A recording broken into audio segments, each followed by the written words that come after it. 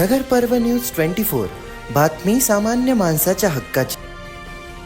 सद्गुरू शंकर सेठ महाराज मठ केडगाव यांच्या वतीने 3/30/3001 सामुदायिक शंकर गीता पारायण निशा लॉन्स केडगाव येथे पार पडला।